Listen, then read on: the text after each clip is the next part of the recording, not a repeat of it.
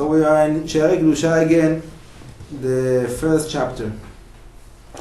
השכילך ואורך כמה גדולה רעת האדם בעשותו אחת מכל המצוות השם שעשה מצוות אשר לא תעשנה, או בהימנעו מלקיים אחת מרמ"ח מצוות עשה אשר נצטווה בהן בעשותם. So Rabbi Chaim Vital here in this chapter is coming to tell us in detail all the meaning of the mitzvot. Okay, we know the mitzvot, we have 613 mitzvot, and this is divided to the positive mitzvot that you have to do and the negative mitzvot that you should not do. Okay, so here in this chapter is coming to explain what happens if someone do what he should have not done or not do what he should have done.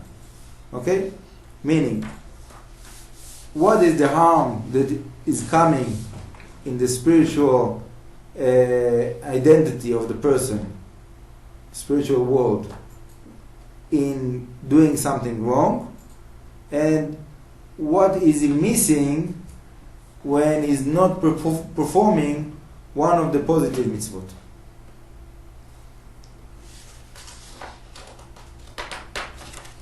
נודע על בעלי מדע כי גוף האדם איננו האדם עצמו מצד הגוף, כי זה נקרא בשר האדם. Okay, so it is known in the world, even in the non-Jewish world, many people recognize that the body, the physical body, is not the real identity of the man. כמו שכתוב אור ובשר תלבישני בעצמות וגידים תשוחחני. Okay, there's a pasuk in Iyov that is saying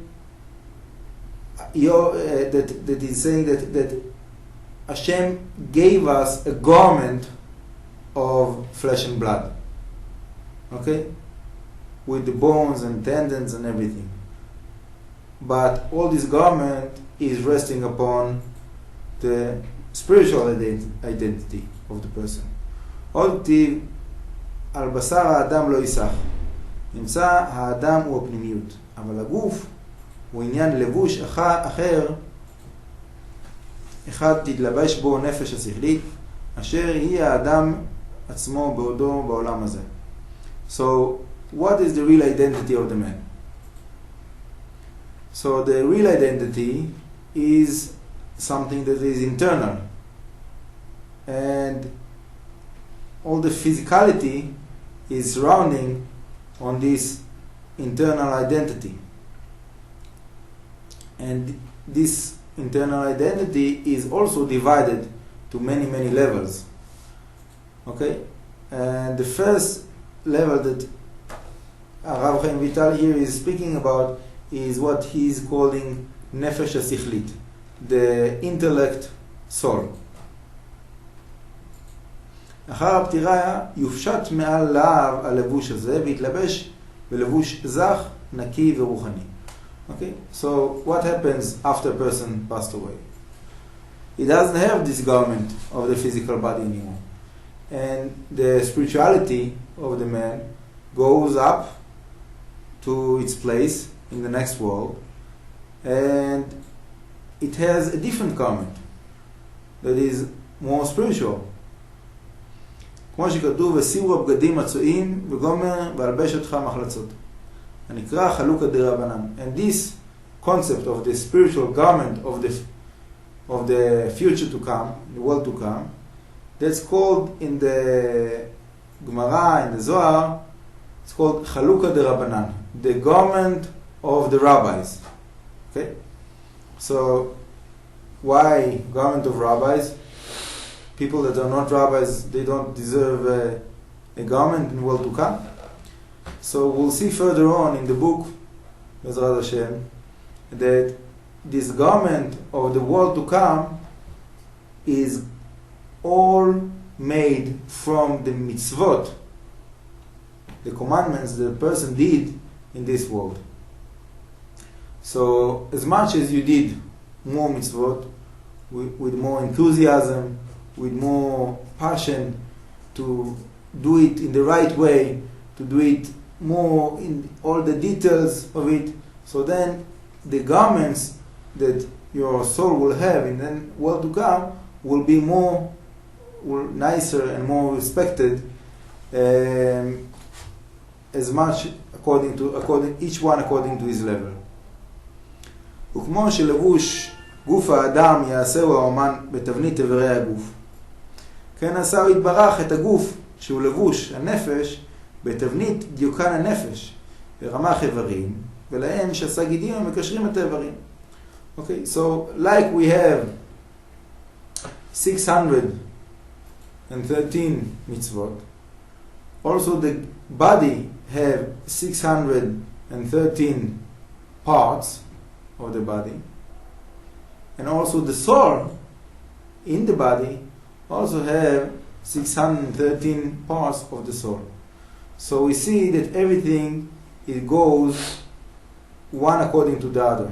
Okay, the body and the soul of the man is together unite with the Torah. Torah have the 613, and also the man have the 613. להמשיך על ידם הדם והחיות מעבר אל עבר כדמיון צינורות. So what happens when someone is doing a mitzvah? So, like we said, there is every mitzvah have one part of the body that is connected to, right? Because everything is divided to 613, and you have one against one. So each mitzvah have a certain part of the body. So when you do a mitzvah, you bring the spiritual abundance to this part of the spiritual body of the soul. ואחר יצירת הגוף נפח בו נפש חיה כלולה מרמ"ח איברים רוחניים ושסה גידים. Okay, and when Hashem created man, he made the body and he brought into the body the soul that have the 613 spiritual parts, and they are also one against the other with the Torah and the mitzvot של הגוף, ואז פועלים איברי הנפש פעולתם על ידי הכלים שהם איברי הגוף כגרזן ביד החוצב. Okay? And really, when someone is doing something with his body, so there's also something similar to the physical movement in the spiritual identity that is within him. והראיה לזה כי לא יפעלו איברי הגוף פעולתם אלא בעוד נפש האדם, נפש בהם, עין רואה, אוזן שמעת. Okay? And the proof for that is that when the soul is not in the body, meaning when a person passed away, so the spiritual, the physical body doesn't function, right? What the ability of the eye to see is depend in the spiritual abundance and the connection between the spiritual eye and the physical eye. ומסתלק הנפש חשכו הרואות בערוגות ונתבטלו כל החושים מרמ"ח איברים. Okay, so that's what happens when a person passed away. Everything becomes empty. All the physical body becomes useless because there's nothing to activate the body. All the different parts of the body, everything, each one have spiritual part that is connected to. And when there's no spirituality, there's no physicality. הדרך זה שעשה גידים רוחניים של הנפש מתלבשים תוך שעשה גידים שבגוף. ממשיכים מזון הגופני שהוא אדם אל רמ"ח איברי הגוף עם מזון הרוחני פנימי בתוכו לפרנס רמ"ח איברי הנפש. So like that we have also the 365 tendons that is against the 365 negative commandments the person should not do. And when a person is preventing himself not to do something that is forbidden, it brings the abundance to those tendons of the body. Okay? Like we said in the positive mitzvot, it's the same idea also in the negative mitzvot.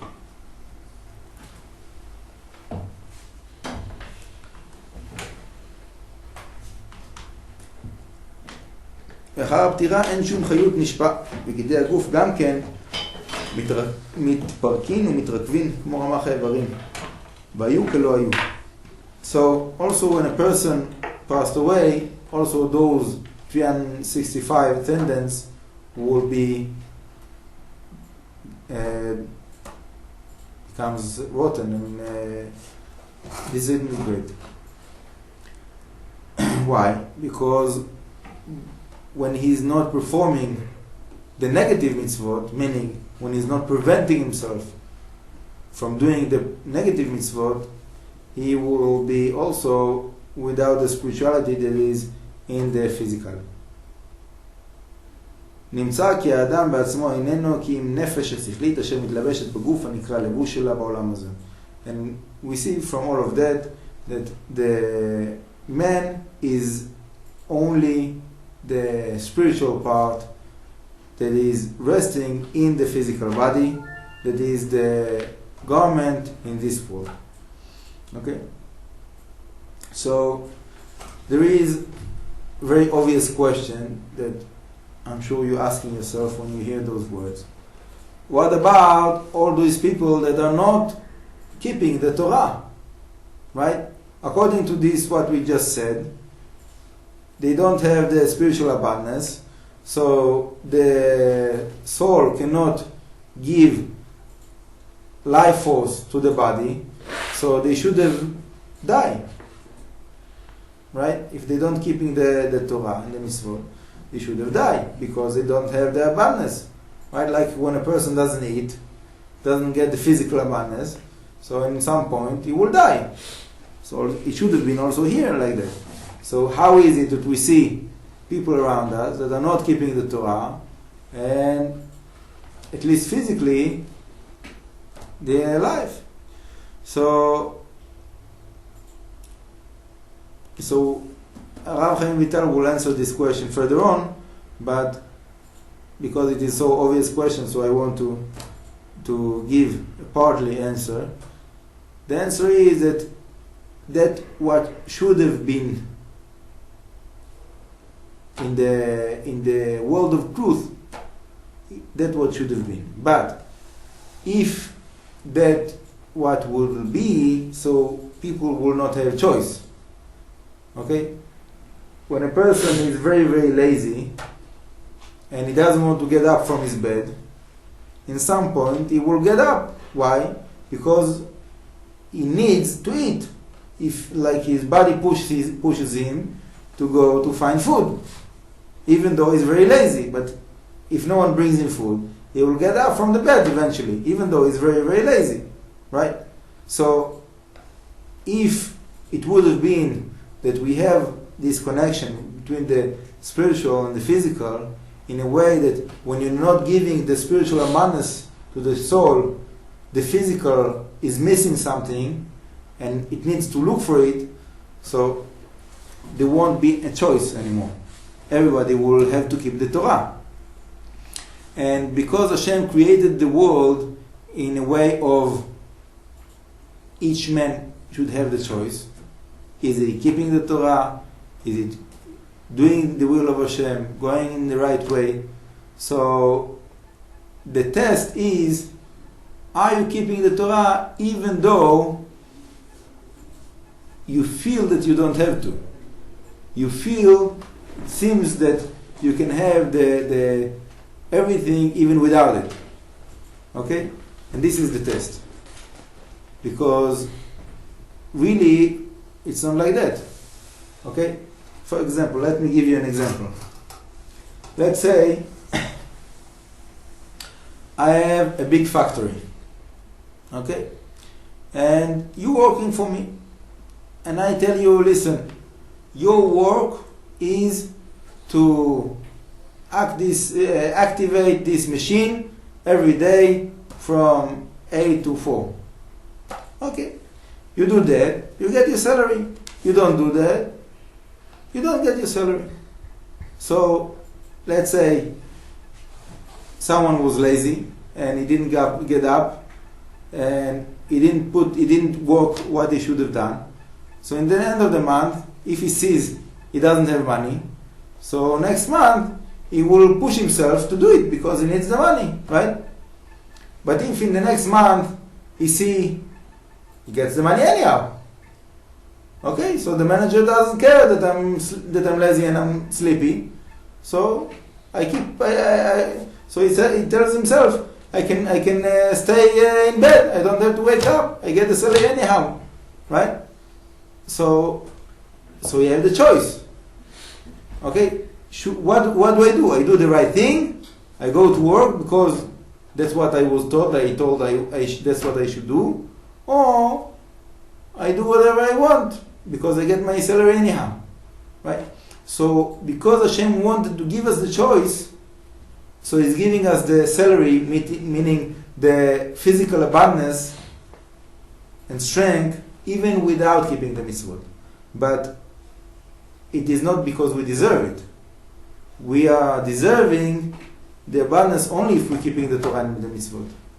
We get it anyhow to have the test, right? But this worker that didn't wake up and he didn't do the work, okay, so after a certain time they will call him to the court and tell him, listen, you owe us this big amount of money. Why? You gave it to me. Yes, but you didn't do the work. We told you have to do the work. You didn't do the work. You got the money, you enjoyed the money, and you didn't do what you should do. So you have to pay, right? And this is the world to come, that everybody have to face what they did in this world. And Be'ezrat Hashem, maybe the next few, we'll continue with the deeper answer of the Rabbi Chaim Vital. Like I said, what I said is only the first understanding, the basic understanding of this question, because it is very, very basic and strong question. So I hope to meet you next time in the Shiur of Sha'arei Kedusha from Kever David HaMelech, Yerushalayim. Kol Tuv, blessings for you and your families.